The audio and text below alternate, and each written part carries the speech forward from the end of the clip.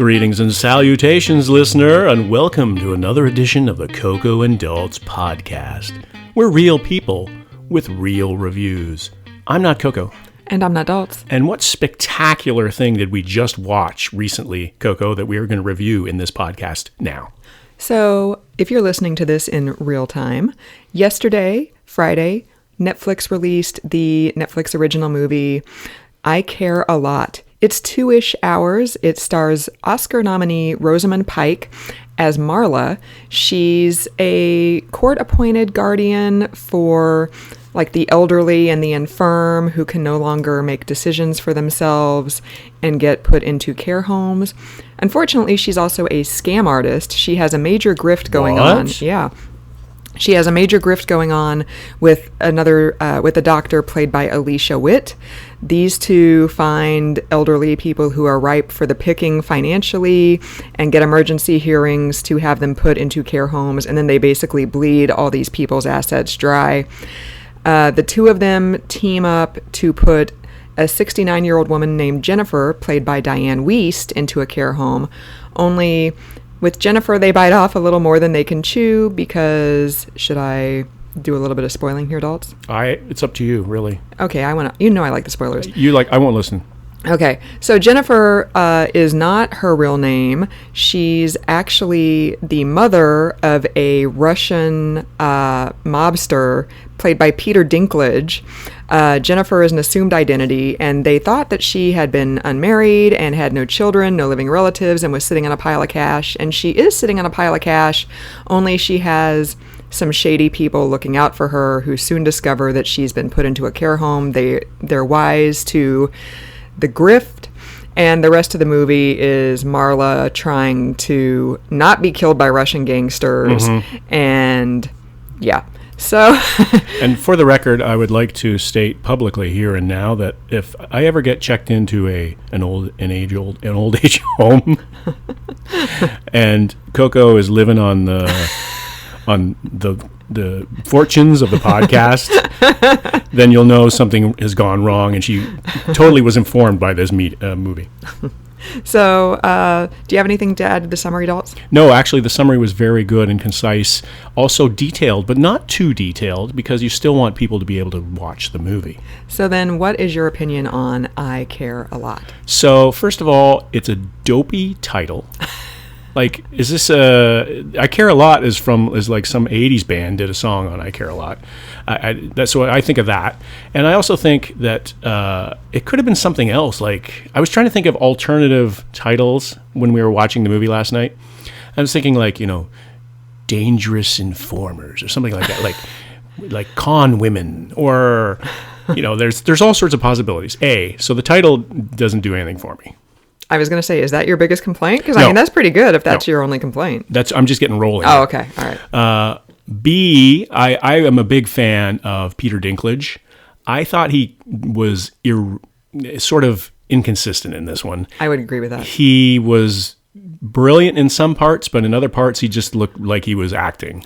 The last two scenes he had with Rosamund Pike, where he played it very serious, I thought he was fantastic in those. Yeah. Like the quiet, just the quiet danger.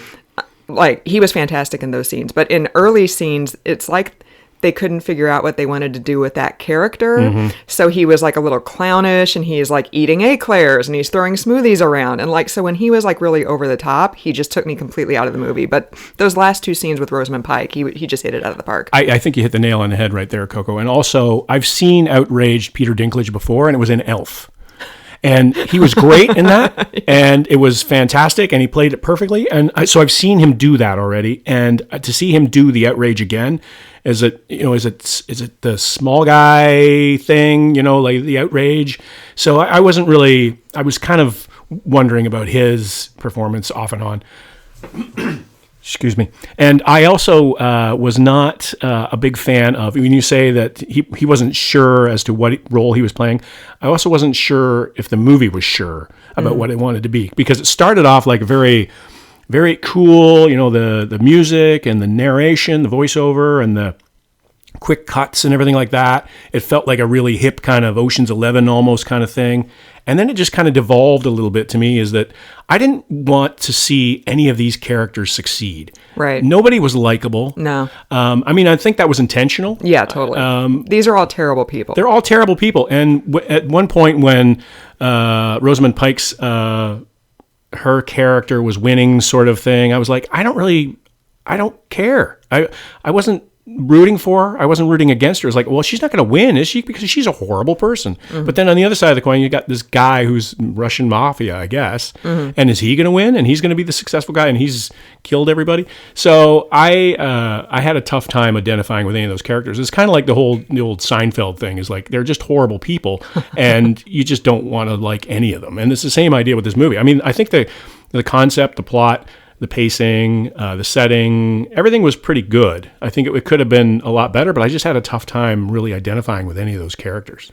I think it was sort of like a 2021 update on Wall Street, right? Right. Like the characters like, greed is good, and right. You're not supposed to root for them, but people do root for them. And that's kind of a commentary on society. It's just...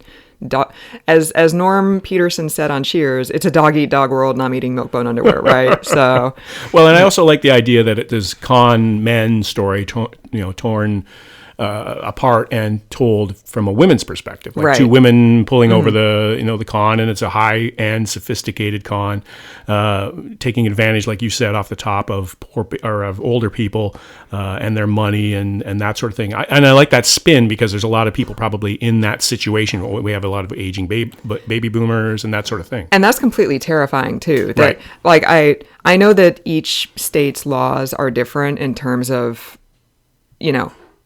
whether a person can be held against their will or whatever, but so I don't know if that's the law in the state of Massachusetts or if that was just made up by whole cloth, but the idea is terrifying that somebody is not even present at a hearing where they're declared unfit right. to live on their own, and now they're forced into a care facility and they don't even have their cell phone. Yeah. And so that's just completely terrifying. And that was the most horrifying part of the movie right. to me. It was like, yeah.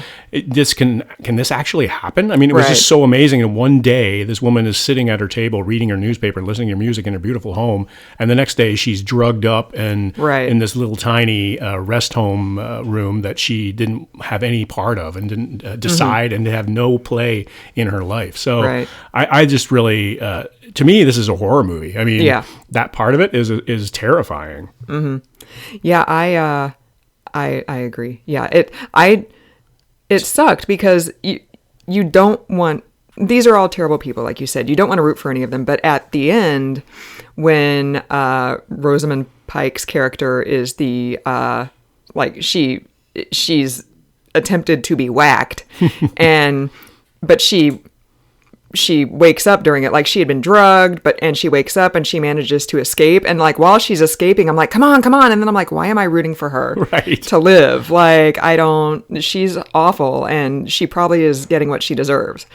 Yeah. And that's why the ending is kind of appropriate. I won't spoil the ending, but the ending brings it all together in that regard. So I think that the people who are making the movie decided, these characters are intentionally unlikable, and we're going to come to a conclusion there that helps you with that guilt, because you're rooting for these awful people. You're picking a side. You're picking Peter Dinklage's side, or you're picking the con women's side, because there are no other sides. It's not like there's an in between. There's like a cop trying to chase down the answers, right. and we're rooting for him or anything like that. So yeah, what did you think overall, Coco? I don't know if we really got into your opinion while I was riffing on it. So I liked it. I didn't love it, but it was enjoyable. It was just about 2 hours long. I thought the pacing was really good. It held my attention throughout. The performances were fantastic. Like I mentioned, those last couple scenes of Peter Dinklage, he was great in those. Rosamund Pike was just solid throughout. Like, she plays great villainesses. Right. Like people who are just morally bankrupt, and she was fantastic. There was one scene of her with, I believe the actor's name is Chris Messina. He plays a lawyer who... So Peter Dinklage's character does not want it revealed that he is trying to get Diane Wiest out of the care home. So he sends a shady lawyer to Marla's office to basically try to bribe her to get Diane Wiest released from the care home. And the scene between Rosamund Pike and Chris Messina as the shady lawyer is just, I mean, they were just matching each other, just shot for shot. It was so good. Chris Messina only had a couple scenes in the movie, but he was fantastic. Yeah, he was great. Yeah, so the performances were really good. The plot was very interesting. Like we have mentioned, the whole idea of being able to be committed against your will is just completely horrifying. And hopefully that's not a thing that's actually realistic. So that's horrifying. And it kind of went in different directions than I expected. I didn't really know much about this going into it. Yeah, neither did I. I just knew it had a great cast, so I wanted to watch it. And I thought it was just going to start out being one thing, but then suddenly you bring in Diane Wiest's background that's hidden, and yeah, it was twisty, but I enjoyed it for what it was. One big beef I will say I have with it is that for being Russian gangsters, they are not good at killing people. They're really bad at killing. Like Rosamund Pike and her wife both should have died, Right. But they did not. Right. Like, you're telling me? So, like, Rosamund Pike's wife goes back to their townhouse to get their passports, which they forgot. And a couple, Russian gangsters come in, and apparently they hit her over the head, and then they turn the gas stove on. But even though Rosamund Pike has also just been the subject of, like, a hit and has survived, she manages to get back to the townhouse before it blows up. Right. And even though her wife has been hit over the head and she's laying in a pool of her blood, she manages somehow to wake her wife up. And then they leave right before the townhouse explodes. And I'm like, the Russian, any mafia really, should be better at killing people than... Right. Right. So, and that's not an invitation, by the way. No, for sure not. So that was a little suspension of disbelief right there. Yeah, but there were a couple of scenes like that too, where I was like, really? Do you think that would really happen? Like, there's when you watch a movie like this and it's got a real clever turn to it, and you're intrigued, you're thinking it's going to be better than other movies in certain regards. And I think that was one of them. Is like, do we really have to rely on the TV show 90s immortality of some of these? Like, oh, I'm shot. Oh, I'm fine now. Right. Like, meanwhile, the bad guys, like those bad guys when they were in the old folks' home trying to free the grandma, or the mother, I should say, and the one guy gets blown away and the other guy gets knocked out by a flying gas canister. That was really funny. That was funny, but the impossibility of that situation.